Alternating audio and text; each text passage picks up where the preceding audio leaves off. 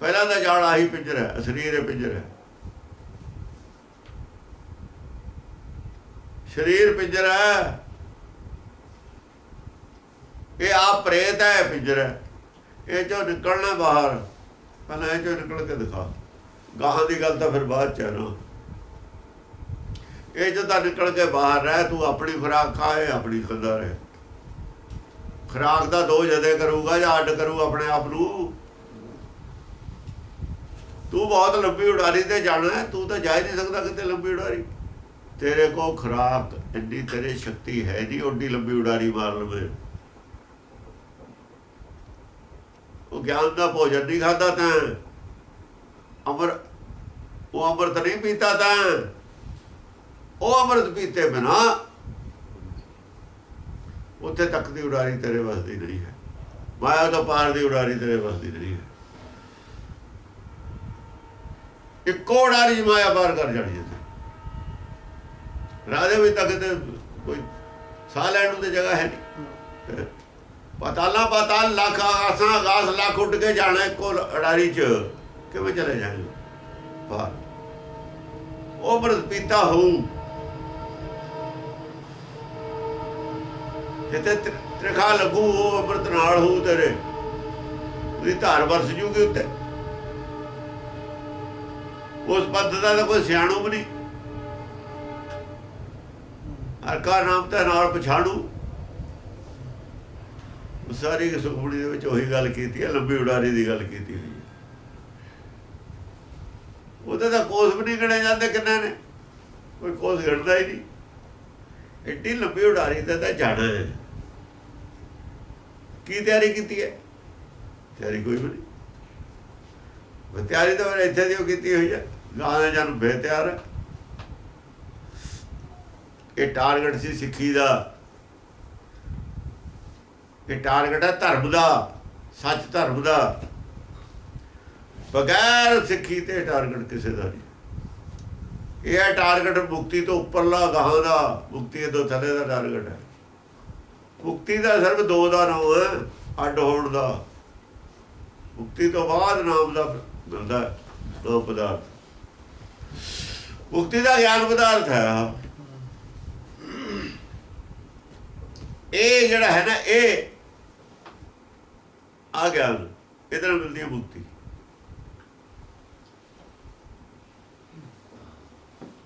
ਜਿਹੜਾ ਧਿਆਨ ਹੈ, ਇਹ ਗਿਆਨ ਹੈ, ਉਹ ਧਿਆਨ ਹੈ। ਧਿਆਨ ਲੈ ਕੇ ਜਾਂਦਾ ਸਾਨੂੰ ਉੱਥੇ। ਗਿਆਨ ਤਾਂ ਮਾਇਆ ਚੋਂ ਬਾਹਰ ਕੱਢਦਾ ਹੈ। ਗਿਆਨ ਮਾਇਆ ਚੋਂ ਸਰੀਰ ਚੋਂ ਅੱਡ ਕਰਦਾ ਹੈ, ਧਿਆਨ ਫਿਰ ਜੋੜਦਾ ਹੈ, ਸਰਵਵਿਆਪੀ ਕਰਦਾ ਹੈ। ਧਿਆਨ ਕੀ ਹੈ? ਧਿਆਨ ਬਿਰਛ ਰੂਪ ਹੈ, ਗਿਆਨ ਬੀਜ ਰੂਪ ਹੈ। ਗਿਆਨ ਤਾਂ ਬੀਜ ਪੂਰਾ ਕਰਦਾ ਹੈ, ਗਿਆਨ ਤਾਂ ਬ੍ਰਹਮ ਨੂੰ ਪੂਰਨ ਬ੍ਰਹਮ ਤੱਕੇ ਕਰਦਾ ਹੈ, ਧਿਆਨ ਬਿਰਛ ਰੂਪ ਕਰਦਾ। ਧਿਆਨ ਫੈਲਦਾ ਹੈ, ਧਿਆਨ ਦੀ ਕੋਈ ਹੱਦ ਨਹੀਂ, ਫਿਰ ਕਿੱਥੇ ਤੱਕ ਜਾ ਸਕਦਾ ਹੈ। ਧਿਆਨ ਦੀ ਉਡਾਰੀ ਦਾ ਕੋਈ ਲਿਮਟ ਨਹੀਂ ਹੈ, ਗਿਆਨ ਦੀ ਉਡਾਰੀ ਦੀ ਲਿਮਟ ਹੈ। ਗਿਆਨ ਤਾਂ ਮਾਇਆ ਦਾ ਹੀ ਹੈ, ਤਿੰਨ ਲੋਕ ਦਾ ਗਿਆਨ ਹੈ। ਗਿਆਨ ਲਿਮਟਿਡ ਹੈ, ਤਿੰਨ ਲੋਕ ਦਾ ਹੀ ਗਿਆਨ ਹੈ। ਜਦ ਤਿੰਨ ਲੋਕ ਤੋਂ ਬਾਹਰ ਹੋ ਗਿਆ, ਛੱਡਤੇ ਤਿੰਨ ਲੋਕ ਤੋਂ ਨਿਆਰਾ ਹੋ ਗਿਆ, ਤਿੰਨ ਲੋਕ ਤੋਂ ਹੀ ਨਿਆਰਾ ਹੋ ਗਿਆ, ਫਿਰ ਇਹਦਾ ਜਿਹੜਾ ਧਿਆਨ ਹੈ ਫਿਰ ਤਿੰਨ ਲੋਕ ਤੋਂ ਪਰੇ ਚਲਾ ਜਾਂਦਾ। ਅੱਜ ਇਹਦਾ ਤਿੰਨ ਲੋਕਾਂ ਦੇ ਵਿੱਚ ਧਿਆਨ ਹੈ। ਜਿਉਂ ਮਛਲੀ ਫਾਥੀ ਜਮ ਜਾਲ, ਜਿਵੇਂ ਜਮ ਦੇ ਜਾਲ 'ਚ ਮਛਲੀ, ਸਮੁੰਦਰ 'ਚ ਮੱਛੀ ਫੜੀ ਹੁੰਦੀ ਹੈ, ਮੱਛੀ ਜਾਲ 'ਚ ਫਸੀ ਹੁੰਦੀ ਹੈ, ਪਾਣੀ ਦੇ ਵਿੱਚੇ ਹੁੰਦੀ ਹੈ, ਉਹਨੂੰ ਇਹ ਨਹੀਂ ਪਤਾ ਹੁੰਦਾ ਫਸੀ ਹੋਈ ਹੈ। ਜਿੱਧਰ ਨੂੰ ਜਾਲ ਜਾਂਦਾ ਜਾਈ ਜਾਂਦੀ ਉਹਦੇ। ਕਈ ਕਿਲੋਮੀਟਰ ਲੈ ਜਾਂਦੇ ਨੇ ਜਾਲ ਦੇ ਵਿੱਚ, ਮਛਲੀ ਵਿੱਚੇ ਜਾਲ ਜਾਈ ਜਾਂਦੀ ਹੈ। ਜਾਲ ਵੀ ਖੁੱਲ੍ਹਾ ਹੁੰਦਾ, ਵਿੱਚ ਮੱਛੀਆਂ ਹੁੰਦੀਆਂ, ਉਹਨਾਂ ਨੂੰ ਨਹੀਂ ਪਤਾ, ਜਾਂ ਬਾਹਰ ਕੱਢਦੇ ਨੇ ਜਾਂ ਪਤਾ ਲੱਗਦਾ। ਜਾਂ ਪਾਣੀ 'ਚੋਂ ਬਾਹਰ ਕੱਢਦੇ ਨੇ ਨਾ, ਫਿਰ ਪਤਾ ਲੱਗਦਾ ਵੀ ਅਸੀਂ ਤਾਂ ਬਾਹਰ ਆ ਗਏ। ਅੰਦਰ ਨਹੀਂ ਪਤਾ ਲੱਗਦਾ, ਜਿੰਨਾ ਚਿਰ ਅੰਦਰ ਰਹਿੰਦੇ ਨੇ ਪਾਣੀ 'ਚ ਵੀ ਜਮਜਾਲ ਹੈ। ਇਸ ਕਰਕੇ ਸਾਨੂੰ ਹਾਲੇ ਨਹੀਂ ਪਤਾ ਲੱਗਦਾ ਵੀ ਜਮਜਾਲ 'ਚ ਫਸੇ ਹੋਏ ਨੇ। ਜਾਂ ਬਾਹਰ ਕੱਢਿਆ ਫਿਰ ਪਤਾ ਲੱਗੂਗਾ। ਜਿਉਂ ਮਛਲੀ ਫਾਥੀ ਜਮ ਜਾਲ ਥੀ ਜਮ ਜਾ, ਬਿਨ ਗੁਰ ਦਾਤੇ ਮੁਕਤੀ ਨ ਭਾਲ। ਹੁਣ ਜਮ ਦੇ ਜਾਲ ਚੋਂ ਮੱਛੀ ਨੂੰ ਕੱਢੂ ਕੌਣ? ਕੱਢ ਤਾਂ ਕੋਈ ਬੰਦਾ ਹੀ ਸਕਦਾ ਨਾ। ਇਸ ਕਰਕੇ ਬਿਨ ਗੁਰ ਦਾਤੇ ਮੁਕਤੀ ਨ ਭਾਲ। ਜਿਹੜਾ ਗਿਆਨ ਦਾ ਦਾਤਾ ਹੈ ਗੁਰਦਾਤਾ ਹੁੰਦਾ, ਮੁਕਤੀ ਨਹੀਂ ਮਿਲਦੀ। ਗਿਆਨ ਦੀ ਦਾਤ ਬਿਨਾਂ ਮੁਕਤੀ ਨਹੀਂ ਮਿਲਦੀ। ਜਪਦੇ ਜਾਲ ਚੋਂ ਆ ਤਿੰਨ ਲੋਕ ਜਪਦਾ ਜਾਲ ਹੈ। ਤਿੰਨ ਲੋਕ ਨੇ ਜਪਦਾ ਜਾਲ ਹੈ। ਮਾਇਆ ਨਾ, ਮਾਇਆ ਜਾਲ ਹੈ, ਮਾਇਆ ਜਾਲ ਜਪ ਜਾਲ ਹੈ। ਤਿੰਨ ਲੋਕ ਨੇ, ਤਿੰਨ ਲੋਕ ਦਾ ਗਿਆਨ ਜਪ ਜਾਲ ਚੋਂ ਬਾਹਰ ਕੱਢਣਾ। ਗੁਰਬਾਣੀ ਦਾ ਗਿਆਨ ਤਿੰਨ ਲੋਕ ਦਾ ਗਿਆਨ ਹੈ। ਗੁਰਬਾਣੀ ਦੀ ਸਮਝ ਆ ਗਈ, ਤ੍ਰੈ ਕਾਲਦਰਸ਼ੀ ਹੋ ਗਿਆ। ਤ੍ਰੈ ਕਾਲਦਰਸ਼ੀ ਦੀਆਂ ਗੱਲਾਂ ਕਰਦੇ ਨੇ ਸੰਤ, ਗੱਲਾਂ ਹੀ ਕਰਦੇ ਨੇ। ਦੱਸਣ ਤਾਂ ਸਹੀ ਤਿੰਨ ਕਾਲ ਹੁੰਦੇ ਕੀ ਨੇ, ਕੀ ਗਿਆਨ ਹੈ ਤਿੰਨ ਕਾਲ ਦਾ? ਗੁਰਬਾਣੀ ਦਾ ਦੱਸਿਆ ਹੋਇਆ। ਸਾਰੇ ਭੁਲੇਖੇ ਗੁਰਬਾਣੀ ਨੇ ਕੱਢ ਦਿੱਤੇ।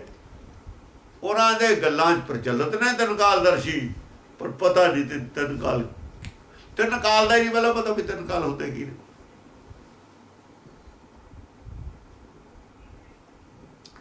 ਤਿੰਨ ਕਾਲ ਦਾ ਭੂਤ ਭਵਿੱਖ ਵਰਤਮਾਨ ਹੁੰਦਾ। ਉਹ ਕਹਿੰਦੇ ਜੀ ਮੈਨੂੰ 100 ਜਨਮ ਪਿਛਲਾ ਪਤਾ। ਲੈ ਦੱਸੋ, ਤ੍ਰੈ ਕਾਲਦਰਸ਼ੀ ਹੋ ਗਿਆ।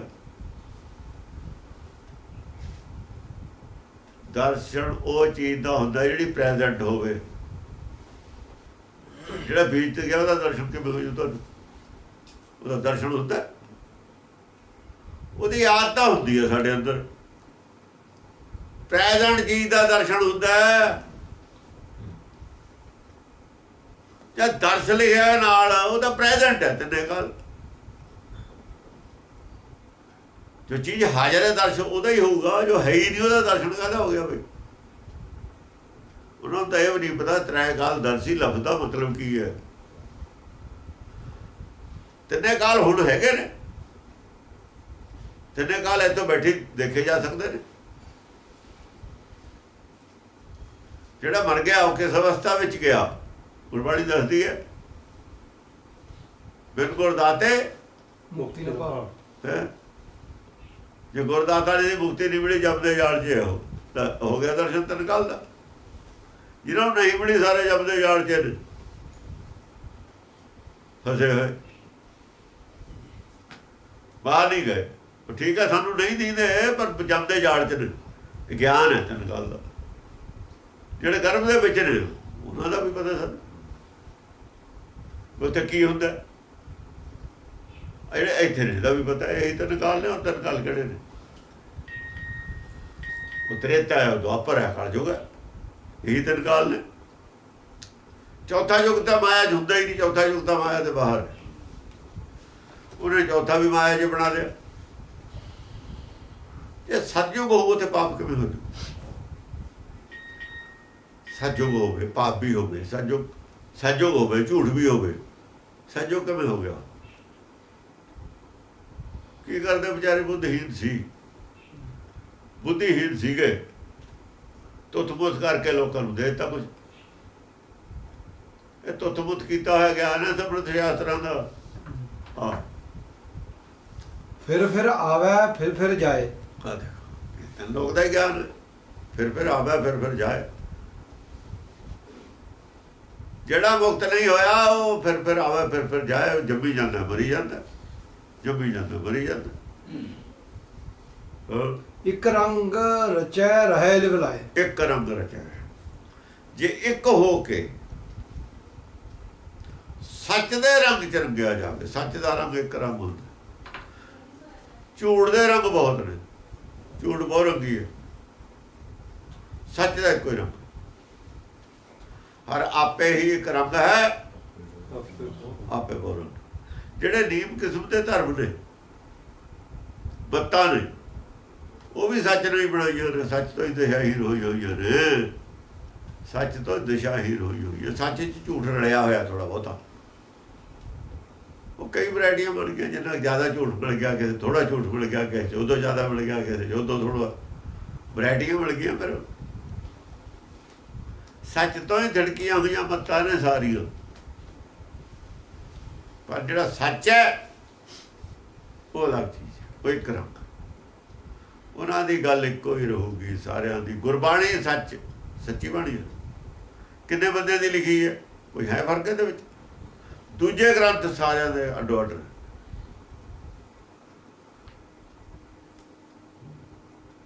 ਚਾਰ ਚੇਲੇ ਬ੍ਰਹਮਾ ਦੇ ਹੋਏ, ਸਨਕ, ਸਨੰਦਨ, ਸੰਤ ਕੁਮਾਰ ਤੇ ਸਨਾਤਨ। ਚਾਰਾਂ ਨੇ ਚਾਰ ਧਰਮ ਚਲਾਏ, ਚਾਰੇ ਧਰਮ ਵੱਖਰੇ ਵੱਖਰੇ ਅੱਡੋ ਅੱਡੀ। ਚੇਲੇ ਇੱਕ ਦੇ ਤੇ ਚਾਰ ਕਿਵੇਂ ਚਲਾਤੇ ਧਰਮ ਉਹਨਾਂ ਨੂੰ? ਕਿਉਂਕਿ ਝੂਠੇ ਧਰਮ ਤੇ। ਆਪ ਆਪਣੀ ਬੁੱਧ ਹੈ ਜੇਤੀ, ਵਰਣ ਪਿੰਨ ਤੋਂ ਜੇਤੀ। ਆਪਣੀ ਆਪਣੀ ਬੁੱਧੀ ਸੀ, ਪੜਾਇਆ ਚਾਰਾਂ ਨੂੰ। ਜਿਹੋ ਜਿਹੀ ਬੁੱਧੀ ਸੀ ਉਹ ਜਿਹਾ ਸਮਝ ਲਿਆ, ਉਹ ਜਿਹਾ ਧਰਮ ਚਲਾਤਾ।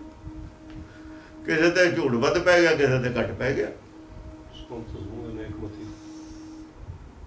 ਇਵੇਂ ਸੰਤ ਸਮੂਹ ਨੇ ਇੱਕਮਤੀ ਕਹੇ। ਰੰਗ ਰਚੈ ਰਹਿ ਲਿਵਲਾਏ, ਇੱਕ ਰੰਗ ਰਚੈ ਰਹਿ ਇੱਕ ਲਿਵਲਾਏ। ਰੰਗ ਹੋ ਜਾਏ, ਇੱਕ ਰੰਗ ਸੱਚ ਤੇ ਆ ਕੇ ਹੁੰਦਾ ਕਰ। ਫੇਰ ਲਿਵ ਲੱਗਦੀ ਹੈ ਜਦ ਇੱਕ ਰੰਗ। ਇਬ ਛੂਟੈ ਫਿਰ ਫਾਸ ਨਾ ਪਾਏ। ਇਸ ਤਰੀਕੇ ਨਾਲ ਛੁੱਟਦਾ ਹੈ। ਇੱਕ ਰੰਗ ਹੋਏ ਤੇ ਬਿਨਾਂ ਲਿਵ ਲੱਗਦੀ ਨਹੀਂ, ਲਿਵ ਲੱਗੀ ਤੇ ਬਿਨਾਂ ਛੁਟਕਾਰਾ ਹੈ ਨਹੀਂ। ਦੁਬਾਰਾ ਨਹੀਂ ਫਿਰ ਫਾਸਦਾ। ਇਸ ਵਿਧੀ ਨਾਲ ਛੁੱਟਦਾ। ਇਹ ਵਿਧੀ ਹੈ, ਇਹ ਛੂਟਾ। ਛੂਟਣ ਫਾਂਸਣ ਕੀ ਵਿਧ ਸਭ ਕੋ ਜਾਣਾ, ਛੂਟਣ ਕੀ ਇੱਕ। ਇਹ ਛੂਟਣ ਕੀ ਵਿਧੀ ਦੱਸਦੀ ਹੈ ਇੱਥੇ। ਜਗ੍ਹਾ ਜਗ੍ਹਾ ਛੁੱਟਣ ਦੀ ਵਿਧੀ ਦੱਸੀ ਹੋਈ ਹੈ। ਇਹ ਵੀ ਛੂਟਾ ਇਸ ਤਰੀਕੇ ਨਾਲ ਛੁੱਟ ਜਾਂਦਾ, ਫਿਰ ਫਾਸ ਨਾ ਪਾਏ। ਛੁੱਟਣ ਦੀ ਵਿਧੀ ਹੈ ਨਾ, ਛੂਟੇ ਲਫ਼ਜ਼ ਵਰਤਿਆ ਨਾ, ਇਹ ਛੁੱਟਣ ਦੀ ਵਿਧੀ ਹੈ। ਛੁਟਕਾਰਾ ਆਏ ਹੋਣਾ ਸੰਸਾਰ ਚੋਂ।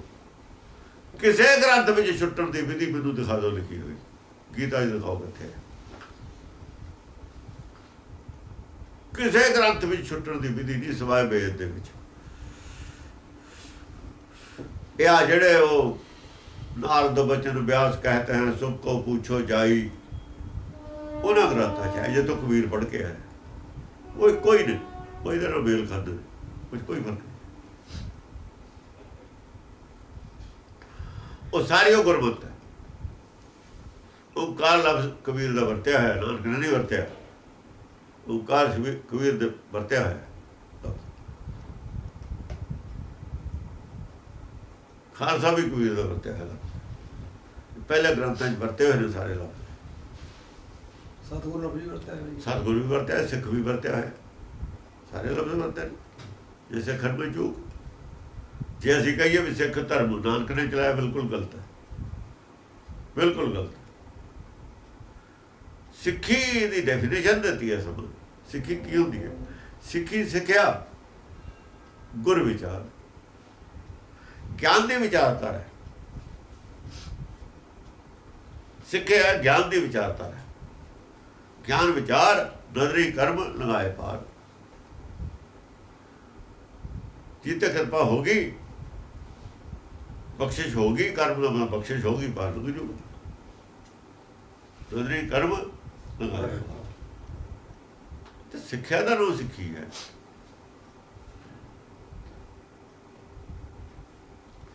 ਪਾਰ ਲੰਘਣਾ ਟਾਰਗੇਟ ਹੈ ਸਿੱਖੀ ਦਾ।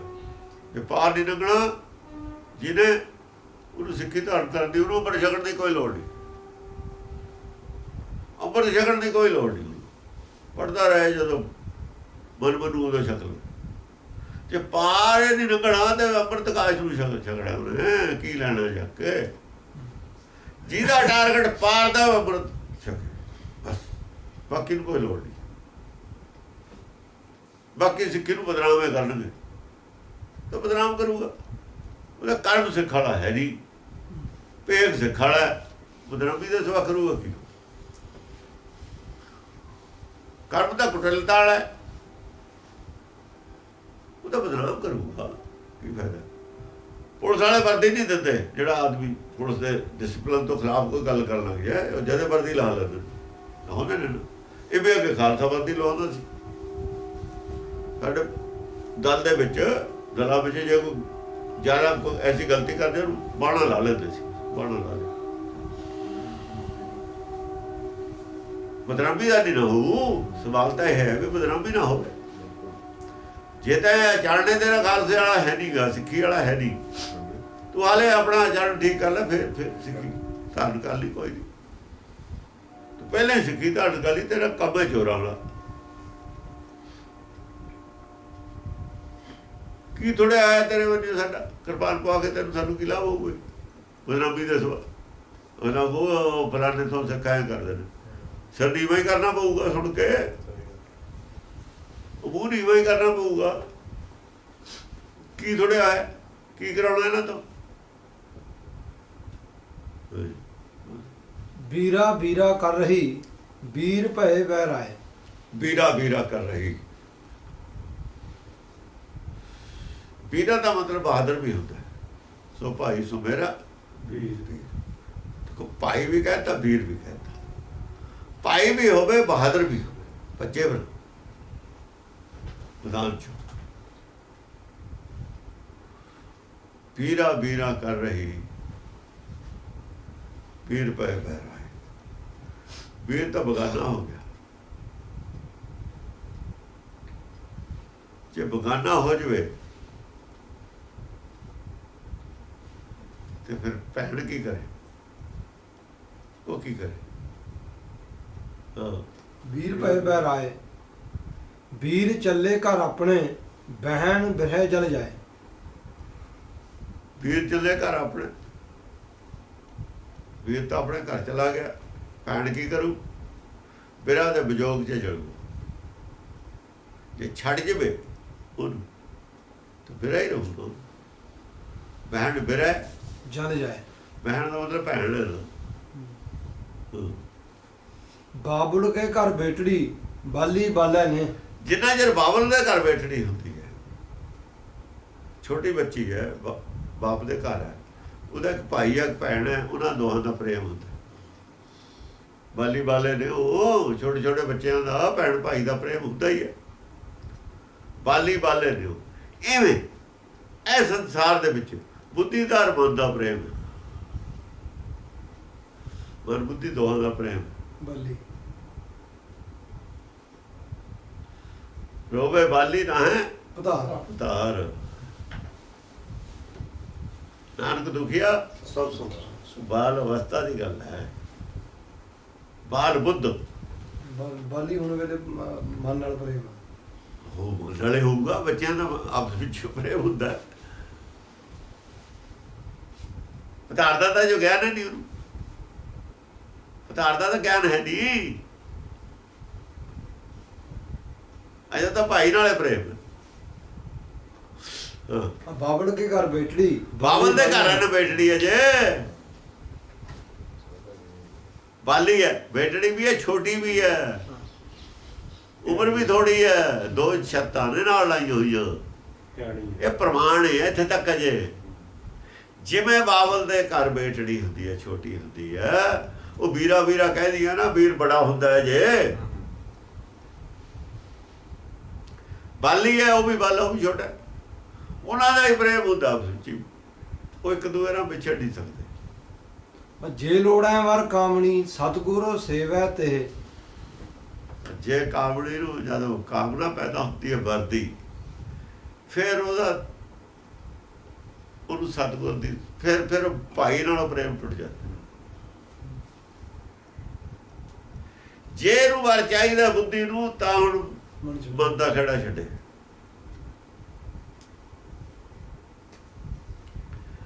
ਮੰਨ ਲਓ ਜਿਹੜਾ ਪਹਿਲਾਂ ਸੀ ਨਾ ਬਚਪਨ ਵਾਲਾ ਪ੍ਰੇਮ, ਉਹ ਤਿਆਗਣਾ ਹੀ ਪਊ। ਤਿਆਗਿਆ ਜਾਂਦਾ, ਇਹ ਕੁਦਰਤੀ ਤਿਆਗਿਆ ਜਾਂਦਾ, ਨੈਚੁਰਲ ਗੱਲ ਹੈ। ਇਵੇਂ ਜਦੋਂ ਇਹ ਹੋ ਜਾਂਦਾ ਹੈ, ਬੁੱਧ ਨੂੰ ਗਿਆਨ ਹੋ ਜਾਂਦਾ ਹੈ ਸਤਿਗੁਰ ਦਾ ਜਾਂ ਗੁਰੂ ਦਾ, ਆਪੇ ਮਨੋਂ ਪ੍ਰੇਮ ਕੱਢ ਜਾਂਦਾ। ਐਗਜ਼ਾਮਪਲ ਦਿੱਤੀ, ਇਹ ਕੁਦਰਤੀ ਗੱਲ ਹੈ, ਆਪੇ ਕੱਢ ਜਾਂਦਾ। ਜੇ ਲੋੜਾਂ ਵਰ ਕਾਮਣੀ, ਸਤਿਗੁਰੂ ਸੇਵੈ। ਜੇ ਲੋੜੇ ਪਰ ਵਰਕਾ, ਜੇ ਉਹਨੂੰ ਭੁੱਖ, ਨਾਮ ਦੀ ਭੁੱਖ ਪੈਦਾ ਹੋਵੇ ਤਾਂ। ਬਿਰਲੋ ਗਿਆਨੀ ਬੁਝਣੋ, ਸਤਿਗੁਰੂ ਸਾਚ ਮਿਲੇ। ਇਹ ਕੋਈ ਗਿਆਨਵਾਨ ਹੋਵੇ ਬਿਰਲਾ, ਉਹੀ ਇਹ ਗੱਲ ਬੁੱਝਦਾ, ਉਹੀ ਇਹ ਗੱਲ ਬੁੱਝ ਸਕਦਾ ਹੈ। ਇਹ ਆ ਬਿਰਲੇ ਕਿਸੇ ਗਿਆਨੀ ਨਹੀਂ ਇਹ ਗੱਲ ਬੁੱਝੀ ਹੈ ਕਿ ਸਤਿਗੁਰ ਜਿਹੜਾ ਹੈਗਾ ਸਤ ਸਰੂਪ ਹੈ। ਸਤਿਗੁਰ ਸਾਚ ਮਿਲੇ। ਹਾਂ, ਸਤਿਗੁਰ ਸੱਚੇ ਮਾਰਗ ਤੇ ਚੱਲਿਆ ਮਿਲਦਾ ਹੁੰਦਾ। ਸਤਿਗੁਰ ਮਿਲਣਾ ਹੀ ਪਤਾਰ ਮਿਲਣਾ।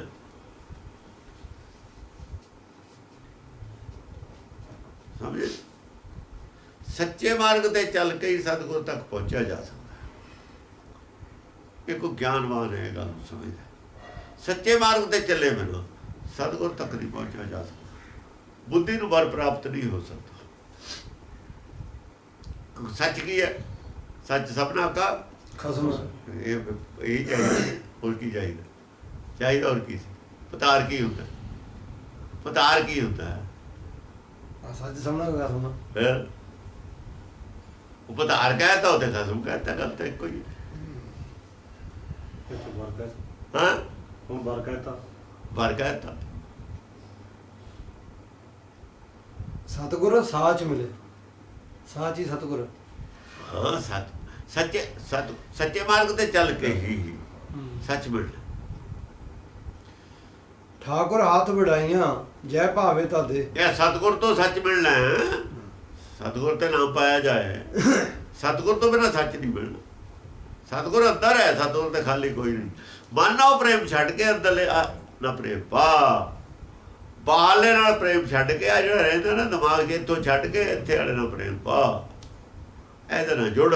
ਵੱਡੇ ਭਾਈ। ਹਾਂ, ਵੱਡੇ ਭਾਈ ਕੇ ਜਬ ਸੰਗ ਰਹਤੀ ਤਬ ਹੋਣਾ ਪਿਆਰੀ। ਠਾਕੁਰ ਹੱਥ ਵਡਾਈਆਂ ਜੈ ਭਾਵੇ ਤੈ ਦੇਈ। ਵਡਿਆਈਆਂ ਤੇ ਠਾਕੁਰ ਦੇ ਹੱਥੇ ਨੇ। ਅੰਦਰ ਠਾਕੁਰ ਅੰਦਰ ਲਾਈ ਹੈ। ਵਡਿਆਈਆਂ ਅੰਦਰਲੇ ਦੇ ਹੱਥ ਨੇ, ਵੱਡੇ ਦੇ ਹੱਥ ਨੇ। ਵੱਡੇ ਕੀਆਂ ਵਡਿਆਈਆਂ ਕੁਛ ਕਹਿਣਾ ਚਾਹੀਏ। ਵਡਿਆਈਆਂ ਤਾਂ ਵੱਡੇ ਦੇ ਨਾਲ ਨੇ ਸਾਰੀਆਂ। ਜੇ ਤੈਨੂੰ ਵਡਿਆਈ ਚਾਹੀਦੀ ਹੈ ਤਾਂ ਵੱਡੇ ਦੇ ਨਾਲ ਜੁੜ। ਮਨ ਦੇ ਨਾਲ ਜੁੜ ਕੇ ਵਡਿਆਈ ਨਹੀਂ ਮਿਲਦੀ। ਮਨ ਤਾਂ ਖੁੱਟ ਹੈ, ਇਹ ਤਾਂ ਖੁੱਟ ਹੈ। ਇਹਦਾ ਅਤਵਾਰੇ ਕੋਈ ਨਹੀਂ, ਵਿਸ਼ਵਾਸ ਹੈ ਕੋਈ ਨਹੀਂ। ਇਹਦਾ ਤਾਂ ਕੋਈ ਅਤਵਾਰੇ ਨਹੀਂ। ਇਹ ਕਿਸੇ ਦਾ ਅਤਵਾਰ ਨਹੀਂ ਕਰਦਾ ਤਾਂ ਕੋਈ ਨਹੀਂ ਕਰਦਾ। ਮਨ ਕਿਸੇ ਦਾ ਅਤਵਾਰ ਨਹੀਂ ਕਰਦਾ, ਮਨ ਦਾ ਕੋਈ ਅਤਵਾਰ ਨਹੀਂ ਕਰਦਾ।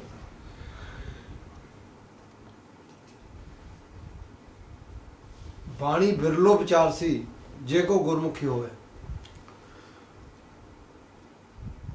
ਬਾਣੀ ਨੂੰ ਤਾਂ ਕੋਈ ਬਿਰਲਾ ਹੀ ਵਿਚਾਰਦਾ। ਗੁਰਬਾਣੀ ਜਿਹੜੀ ਹੈਗੀ ਹੈ, ਬਿਰਲਾ ਕੋਈ ਵਿਚਾਰਦਾ ਇਹਨੂੰ। ਉਹ ਵੀ ਜੇ ਕੋਈ ਗੁਰਮੁਖ ਹੋਵੇ ਤਾਂ ਵਿਦਵਾਨ ਬਾਣੀ ਨੂੰ ਵਿਚਾਰੂਗਾ। ਇਹ ਹੋ ਹੀ ਨਹੀਂ ਸਕਦਾ। ਪਹਿਲਾਂ ਵਿਦਵਾਨ ਹੀ ਹੁੰਦੇ ਨੇ ਗੁਰਮੁਖ ਵੀ, ਪਰ ਜਿੰਨਾ ਚਿਰ ਵਿਦਵਾਨ ਰਹਿੰਦੇ ਨੇ ਬਾਣੀ ਨਹੀਂ ਵਿਚਾਰ ਸਕਦੇ।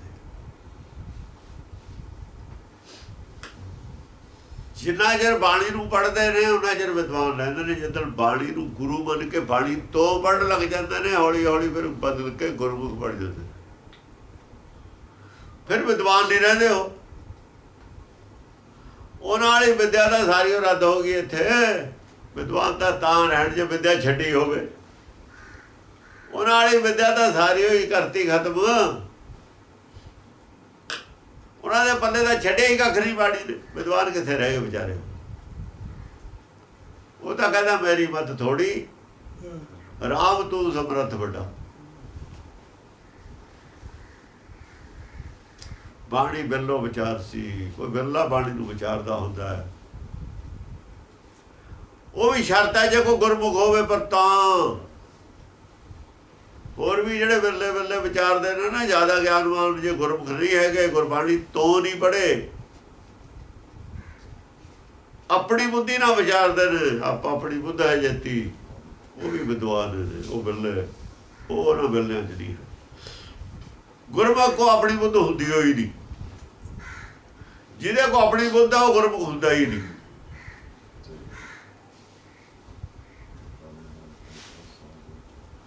ਉਹਦੇ ਕੋਲ ਤਾਂ ਪਰਮੇਸ਼ਰ ਦੀ ਦਿੱਤੀ ਹੋਈ ਬੁੱਧ ਹੁੰਦੀ ਹੈ। ਉਹ ਤਾਂ ਉਹੀ ਬੁੱਧ ਹੁੰਦੀ ਹੈ ਜਿਹਨੇ ਬਾਣੀ ਲਿਖੀ ਹੈ, ਰਚੀ ਹੈ। ਤਾਂ ਹੀ ਵਿਚਾਰ ਹੁੰਦੀ ਹੈ, ਵਰਨਾ ਨਹੀਂ ਵਿਚਾਰ ਹੁੰਦੀ। ਉਹ ਤਾਂ ਕਰਤਾ ਪੁਰਖ ਮੂੰਹੋਂ ਜਿਵੇਂ ਕਢਾਉਂਦਾ ਉਵੇਂ ਬੋਲਦੇ ਨੇ। ਉਹਨਾਂ ਕੋਲ ਆਪਣੀ ਬੁੱਧ ਹੁੰਦੀ, ਆਪਣੀ ਤਾਂ ਤਿਆਗੀ ਹੋਈ ਹੁੰਦੀ ਉਹਨਾਂ ਨੇ। ਥੋੜੀ ਮੱਤ ਛੱਡੀ ਤੇ ਹੀ ਬੜੀ ਮੱਤ ਮਿਲਦੀ ਹੈ। ਗੁਰਮੁਖ ਕੋ ਆਪਣੀ ਬੁੱਧ ਹੁੰਦੀ ਹੋਈ ਨਹੀਂ। ਇਹ ਬਾਣੀ ਮਹਾਪੁਰਖ ਕੀ ਨਿਜ ਘਰ ਵਾਸਾ ਹੋਏ। ਇਹ ਬਾਣੀ ਤਾਂ ਮਹਾਂਪੁਰਖ ਦੀ ਹੈ, ਪਰਮੇਸ਼ਰ ਦੀ ਬਾਣੀ ਹੈ। ਇਹ ਆਦਮੀ ਦੀ ਬਾਣੀ ਹੈ ਕਿਸੇ ਦੀ। ਜੇ ਆਦਮੀ ਦੀ ਬਾਣੀ ਹੋਣੀ, ਆਦਮੀ ਦੀ ਬੁੱਧ ਕਿਵੇਂ ਵਿਚਾਰ ਲੂਗੇ? ਜੇ ਆਦਮੀ ਦੀ ਬਾਣੀ ਨਹੀਂ ਹੈ ਤਾਂ ਆਦਮੀ ਵਾਲੀ ਬੁੱਧ ਕਿਵੇਂ ਵਿਚਾਰੂ? ਬੁੱਧ ਮਹਾਂਪੁਰਖ ਦੀ ਉਹ ਬੁੱਧ ਹੈ, ਮਹਾਂਪੁਰਖ ਦੀ ਬਾਣੀ ਹੈ। ਉਹ ਹੀ ਕਿਰਪਾ ਮਹਾਂਪੁਰਖ ਕਰੇ, ਬੁੱਧ ਬਦਲ ਦੇਵੇ ਤਾਂ ਇਹਦੀ ਸਮਝ ਆਵੇ। ਬੁੱਧ ਬਦਲੀ ਸਿੱਧ ਪਾਈ। ਇਹਦੀ ਸੋਝ ਸਿੱਧੀ ਦਾ ਮਤਲਬ ਇੱਥੇ ਸੋਝੀ ਹੈ। ਗੁਰਬਾਣੀ ਦੀ ਸਮਝ ਤਾਂ ਆਉਂਦੀ ਹੈ ਜਦ ਜਿਹੜੀ ਬੁੱਧ ਆਦਮੀ ਵਾਲੀ ਬੁੱਧ ਜਿਹੜੀ ਪਹਿਲੀ ਮਨੁੱਖਾ ਬੁੱਧ ਬਦਲ ਜਾਂਦੀ ਹੈ। ਉਹਦੀ ਸਾਰੀ ਸੋਚ ਇਹ ਬਦਲ ਜਾਂਦੀ ਹੈ। ਇਹਦੀ ਸਮਝੇ ਤਾਂ ਆਉਂਦੀ ਨਹੀਂ, ਆਉਂਦੀ ਉਹ ਨਹੀਂ ਸਮਝ। ਇਹ ਔੜੀ ਵੀ ਨਹੀਂ ਹੈ ਸਮਝ। ਗੁਰਬਾਣੀ 'ਚ ਲਿਖਿਆ ਹੋਇਆ, ਉਹ ਨਹੀਂ ਲਿਖਿਆ ਲਿਖਾਇਆ। ਆਹ ਕਿਹੜਾ ਕਿਸੇ ਨੇ ਲਿਖਿਆ? ਜਿਹਨੇ ਬਾਣੀ, ਜਿਹਦੀ ਬਾਣੀ ਹੈ ਉਸੇ ਦਾ ਲਿਖਿਆ ਹੋਇਆ ਹੈ। ਬੁੱਧ ਬਦਲੀ ਇਹ ਬਾਣੀ ਬਿਰਲੋ ਵਿਚਾਰ ਸੀ ਜੇ ਕੋ ਗੁਰਮੁਖ ਹੋਏ। ਕਹਿੰਦੇ ਇਹਨੂੰ ਬਿਰਲਾ ਕੋਈ ਵਿਚਾਰੂਗਾ ਉਹ ਵੀ ਜੇ ਕੋ ਗੁਰਮੁਖ ਹੋਵੇ, ਕਿਉਂਕਿ ਬਾਣੀ ਮਹਾਂਪੁਰਖ ਦੀ ਹੈ। ਇਹਦੇ ਨਾਲ ਨਿਜ ਘਰ ਵਾਸਾ ਹੋ ਜਾਂਦਾ। ਨਿਜ ਘਰ ਸੱਚਖੰਡ ਹੈ। ਨਿਜ ਘਰ ਸੱਚਖੰਡ ਹੈ। ਸੱਚਖੰਡ ਨਿਜ ਘਰ ਕਿਵੇਂ ਹੁੰਦਾ?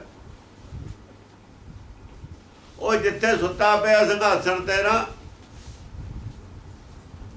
ਉਹ ਨਿਜ ਘਰ ਹੈ। ਨਰਪਤ ਇੱਕ ਸਿੰਘਾਸਣ ਸੋਇਆ, ਸੁਪਨੇ ਪਿਆ ਭਿਖਾਰੀ। ਆਹ ਤਾਂ ਸੁਪਨੇ ਹੋ ਰਹੇ ਤਾਂ ਦੇਖਣਾ ਹੋਇਆ। ਆਹ ਤਾਂ ਸੁਪਨੇ ਦਾ ਸੰਸਾਰ ਹੈ। ਗੁਰਮੁਖ ਜਾਗਿਆ ਹੋਇਆ ਹੁੰਦਾ ਹੈ, ਸੰਸਾਰ ਸੁੱਤਾ ਪਿਆ। ਬਾਣੀ ਜਾਗਦਿਆਂ ਦੀ ਗੱਲ ਹੈ, ਅਰਥਾਤ ਸੁੱਤੇ ਪਏ ਰਹੇ ਨੇ। ਸੁੱਤੇ ਪਏ ਕਿਵੇਂ ਅਰਥਾ ਦੇਣਗੇ? ਵਿਦਵਾਨ ਸਭ ਸੁੱਤੇ ਹੋਏ ਨੇ। ਜਦ ਵਿਦਵਾਨ ਜਾਗਦਾ ਫਿਰ ਵਿਦਵਾਨ ਨਹੀਂ ਰਹਿੰਦਾ। ਫਿਰ ਉਹ ਵਿਦਵਾਨ ਨਹੀਂ ਕਹਾ ਸਕਦਾ, ਫਿਰ ਵਿਦਵਾਨ ਨਹੀਂ ਬਣਦਾ ਆਪਣੇ ਆਪ। ਫਿਰ ਉਹ ਗੁਰਮੁਖ ਬਣਦਾ। ਵਿਦਵਾਨ ਤਾਂ ਪੰਡਤ ਹੁੰਦਾ। ਵਿਦਵਾਨ ਕਹਿਣ ਨੂੰ ਤਾਂ ਉਹ ਗਾਲ ਸਮਝਦਾ, ਵੀ ਮੈਨੂੰ ਗਾਲ ਕੱਢਦਾ, ਨਰਾਦਰੀ ਸਮਝਦਾ। ਵਿਦਵਾਨ ਤਾਂ ਬਹੁਤ ਨਰਾਦਰੀ ਦਾ ਲਫ਼ਜ਼ ਹੈ। ਇਹ ਹੰਕਾਰੀਆਂ ਨੂੰ ਆਦਰ ਲੱਗਦਾ ਹੋਊਗਾ। ਗੁਰਬਾਣੀ ਦੀ ਨਿਗਾਹ 'ਚ ਵਿਦਵਾਨ ਬਹੁਤ ਘਟੀਆ ਲਫ਼ਜ਼ ਹੈ। ਹੰਕਾਰੀ ਦਾ ਰੋ ਵਿਦਵਾਨ ਹੈ। ਜਿਹੜਾ ਅੰਡਾ ਗਲ ਜਾਂਦਾ ਹੈ ਉਹ ਜੋ ਕਦੇ ਕੋਈ ਨਿਕਲਿਆ? ਬਾਬੇ ਇਹ ਦਿਮਾਗ, ਇਹ ਗਲਿਆ ਹੋਇਆ ਜਿਹਦਾ ਦਿਮਾਗ ਹੁੰਦਾ ਨਾ ਉਹ ਵਿਦਵਾਨ ਹੈ। ਕੁਝ ਨਹੀਂ ਹੁੰਦਾ। ਦੇਖਣ ਨੂੰ ਬਾਹਰੋਂ ਅੰਡਾ ਗਲਿਆ ਹੋਇਆ, ਉਹ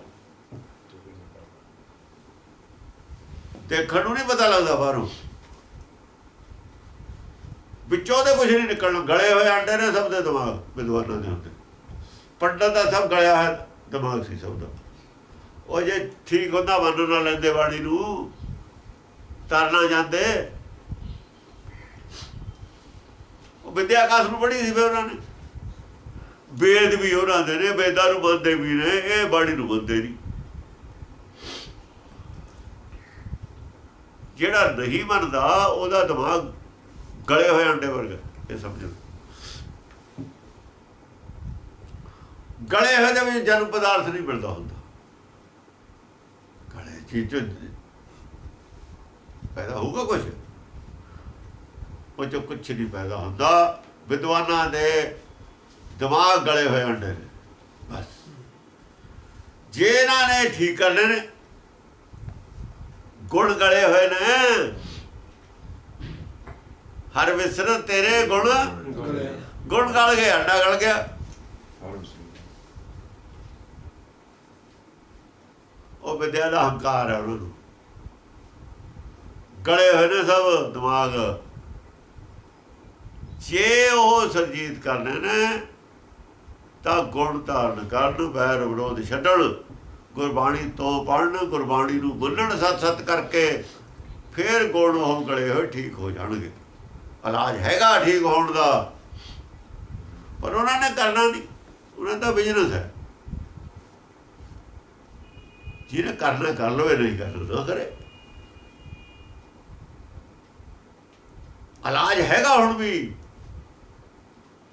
ਇੱਥੇ ਤਾਂ ਕੰਚਨ ਭਏ ਮਨੂਰਾ, ਮਨੂਰ ਵੀ ਕੰਚਨ ਹੋ ਸਕਦਾ। ਗਲਿਆ ਹੋਇਆ ਲੋਹਾ ਬਿਲਕੁਲ ਮਨੂਰ ਹੁੰਦਾ। ਗਲੇ ਹੋਏ ਇਹ ਜਿਹੜੇ ਗੁਣ ਨੇ ਇਹ ਵੀ ਠੀਕ ਹੋ ਸਕਦੇ ਨੇ। ਹਰ ਵਿਸਰਤ ਤੇਰੇ ਗੁਣ ਗਲਿਆ, ਹਰ ਵਿਸਰਤ ਕਰਕੇ ਗੁਣ ਗਲੇ ਨੇ। ਸੱਚ ਵਿਸਰਿਆ ਹੋਇਆ ਨਾ, ਤਾਂ ਹੀ ਤਾਂ ਰਾਜ ਪ੍ਰਬੰਧ ਦੀਆਂ ਗੱਲਾਂ ਕਰਦੇ ਨੇ, ਤਾਂ ਹੀ ਤਾਂ ਇਕੱਲੇ ਸਿੱਖਾਂ ਦੀਆਂ ਪੜ੍ਹਾਈ ਦੀਆਂ ਗੱਲਾਂ ਕਰਦੇ ਨੇ। ਤਾਂ ਗੱਲਾਂ ਹੀ ਸੰਸਾਰੀ ਕਰਦੇ ਨੇ, ਗੁਣ ਸਾਰੇ ਗਲ ਗਏ। ਤਾਂ ਮਾਇਆ ਦੇ ਵਿੱਚ ਆਲੇ ਦੁਆਲੇ ਘੁੰਮਦੇ ਨੇ, ਗੁਣ ਗਲੇ ਹੋਏ ਨੇ। ਟਾਰਗੇਟ ਹੀ ਨਹੀਂ ਹੈ ਇਹਨਾਂ ਦਾ। ਟਾਰਗੇਟ ਜੇ ਹੈ ਨਹੀਂ ਤਾਂ ਹੀ ਗੁਣ ਗਲੇ ਹੋਏ ਨੇ। ਟਾਰਗੇਟ ਬਦਲੂ ਜਿੱਦਣ ਗੁਣ ਪੈਦਾ ਹੋ ਗਏ,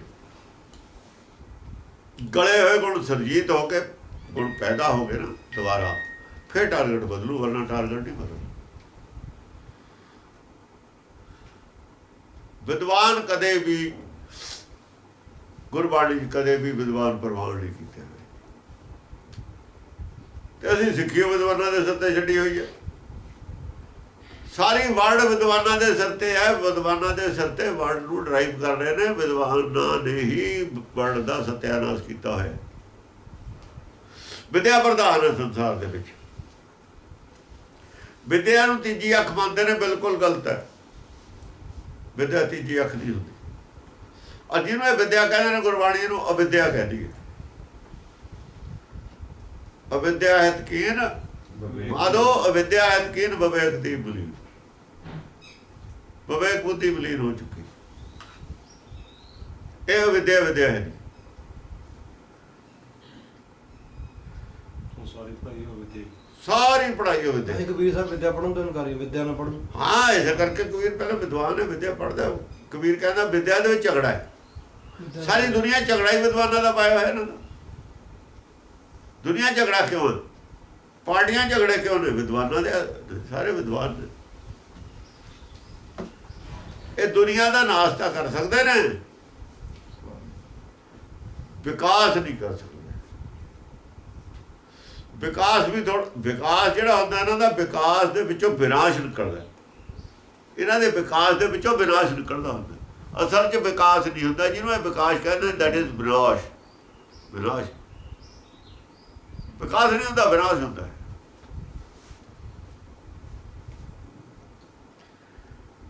ਸਭ ਸੇਵਾ ਕਰਦੇ ਨੇ ਪਬਲਿਕ ਦੀ। ਮੂੰਹ ਤੋਂ ਕਹਿੰਦੇ ਨੇ ਸੇਵਾ ਕਰਦੇ ਨੇ। ਕੀ ਸੇਵਾ ਕਰਦੇ ਨੇ?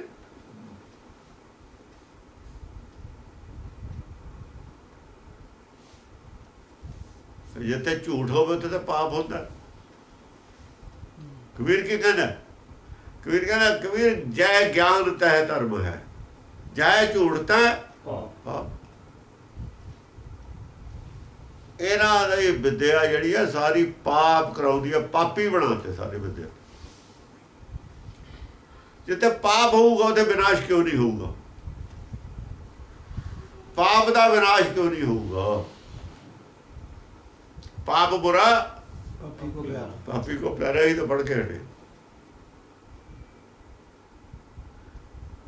ਇਹਨਾਂ ਨੂੰ ਕਿਉਂ ਕੁਰਸੀਆਂ ਚੰਗੀਆਂ ਲੱਗਦੀਆਂ ਨੇ, ਕਿਉਂ ਸੇਵਾ ਚੰਗੀ ਲੱਗਦੀ ਹੈ? ਪਾਪੀ ਜੋ ਹੈ, ਪਾਪੀ ਜੋ ਹੈ, ਇਹਨਾਂ ਨੂੰ ਪਿਆਰਾ ਲੱਗਦਾ। ਆਪਣੀ ਆਪਣੀ ਰਾਏ ਨਹੀਂ ਮਿਲਦੀ। ਸਾਰੇ ਵਿਦਵਾਨ ਇਹ ਜਿਹੜੇ ਗੁਰਮਤਿ ਵਾਲੇ ਵਿਦਵਾਨ ਉਹ ਵੀ ਇਹਨਾਂ ਦੇ ਚੇਲੇ ਨੇ, ਇਹਨਾਂ ਨਾਲ ਜੁੜੇ ਹੋਏ।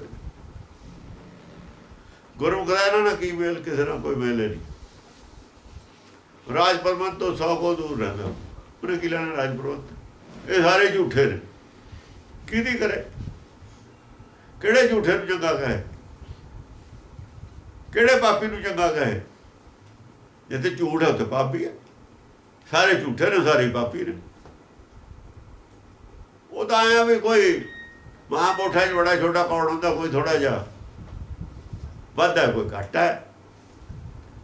ਔਰ ਕਿਹੜੇ ਵੇਲੇ ਘੱਟ ਨੇ ਵੱਧ ਹੋ ਜਾਣਾ, ਇਹ ਵੀ ਕੋਈ ਪਤਾ ਨਹੀਂ। ਇਹ ਵੀ ਕੋਈ ਪਤਾ ਨਹੀਂ। ਇਹ ਸਿਲਸਿਲਾ ਸੰਸਾਰ ਵਿਦਵਾਨਾਂ ਦੇ ਹੱਥ 'ਚ ਰਹਿੰਦਾ। ਇਸ ਕਰਕੇ ਸੰਸਾਰ 'ਚ ਬੜੀਆਂ ਬੜੀਆਂ ਲੜਾਈਆਂ ਹੁੰਦੀਆਂ ਰਹਿੰਦੀਆਂ ਨੇ। ਸੰਸਾਰ ਦੇ ਵਿੱਚ ਝਗੜੇ ਕਦੇ ਮੁੱਕੇ ਨਹੀਂ, ਨਾ ਮੁੱਕਣੇ ਨੇ, ਨਾ ਕਦੇ ਮੁੱਕਣਗੇ। ਇਹ ਚੱਲਦਾ ਹੀ ਰਹੂਗਾ ਇਹ ਸਿਲਸਿਲਾ। ਸੱਚਖੰਡ 'ਚ ਨਾ ਕੋਈ ਝਗੜਾ, ਨਾ ਕੋਈ ਬੈਰ ਵਿਰੋਧ ਹੈ, ਨਾ ਕੋਈ ਲੜਾਈ ਹੈ, ਨਾ ਸਭ ਬਰਾਬਰ। ਇਸ ਕਰਕੇ ਲੋਕ ਉੱਥੋਂ ਇੱਥੇ ਕੱਢੇ ਹੋਏ ਨੇ ਵੀ ਇੱਥੇ ਹੀ ਆਪਣਾ ਕਰਦੇ ਰਹੋ। ਜਿਹੜੇ ਕਰ ਲਓ, ਤਾਂ ਉਹਨਾਂ ਨੂੰ ਅਲੱਗ ਦੇ ਦਿੱਤਾ।